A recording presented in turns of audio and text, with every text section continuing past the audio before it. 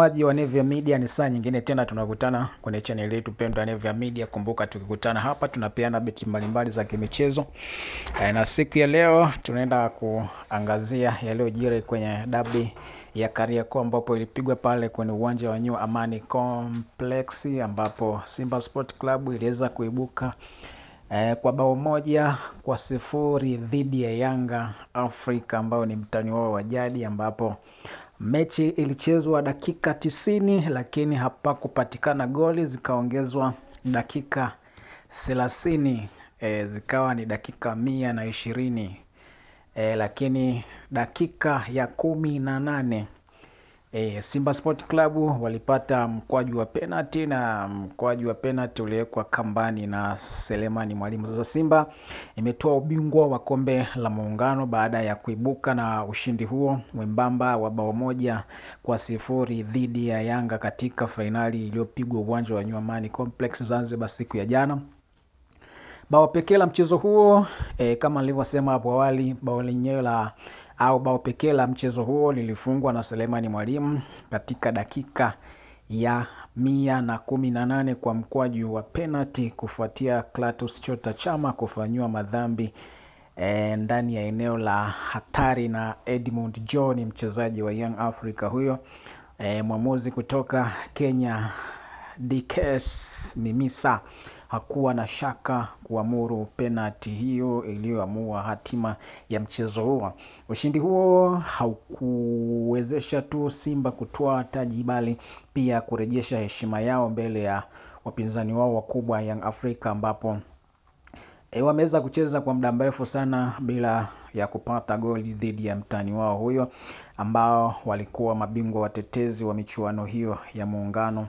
Aidha, kwa bao hilo Mwalimu amefikisha jumla ya mabao 3 katika mashindano hayo, akilingana na mshambuliaji wa Young Africa Prince Mpumelelo Dube katika orodha ya wafungaji bora.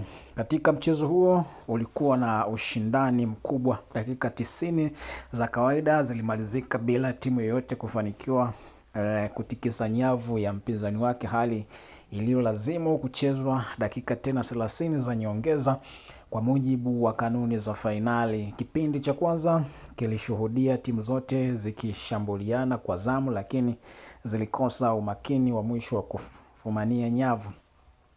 Safu za ulinzi za pande zote mbili zilikuwa imara, zikidhibiti hatari zote za kufanya mchezo kubaki mgumu hadi dakika za mwisho. Hatimaye penalty ya dakika za lala salama ndiyo iliyobadili mwelekeo na mchezo na kuipa Simba Sport Club bingwa wa kombe la Muungano uliosubiriwa kwa hamu, na walikuwa na hamu sana ya kumfunga mtani wao kwa sababu wamecheza kwa muda mrefu sana na wamecheza dakika nyingi bila kumfunga mpinzani wao hata goli moja. Mechi ya dabi iliyopita pale New Amani Complex walitoa sare. Sasa siku ya jana Simba wamebahatika kumfunga Young Africa na wamepata ubingwa wa kombe la Muungano.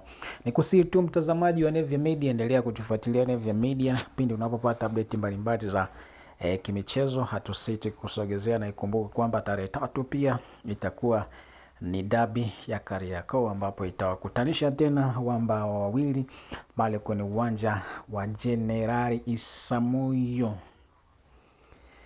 Mbweni jijini Dar es Salaam, ambapo Simba mnyama atakuwa ndo mwenyeji wa mchezo huo na Young Africa atakuwa mgeni. Endelea kutufuatilia, cha kufanya ni kusubscribe hapa chini kwa video hii unayoitazama. Kuna maandishi yameandikwa subscribe, yabonyeze maandishi yaliyoandikwa subscribe, kisha uguse pia alama ya kengele ili uweze kutani on notification, na ujihakikishie kwamba utakuwa unapata notification pindi tu tunapopandisha story zetu, basi unakuwa haupitwi na story zetu.